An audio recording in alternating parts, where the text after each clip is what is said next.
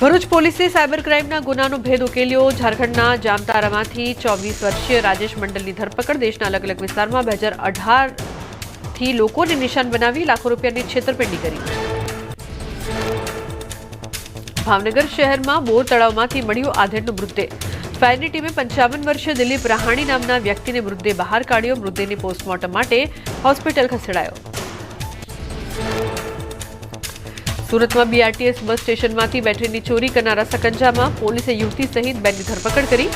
અલગ અલગ બસ સ્ટેશનમાંથી 9 જેટલી બેટરીની કરી હતી ચોરી। ગીર સોમનાથમાં ઉનાના સીમર દરિયામાં બોટમાંથી 35 લાખનો વિદેશી દારૂ ઝડપાયો। વલસાડથી મોકલાયેલા દારૂનું ગીર સોમનાથમાં કટિંગ થાય તે પહેલા ઝડપાયો દારૂ। ફિશિંગ બોટમાંથી 24,82,000થી વધુનો દારૂ કબજે।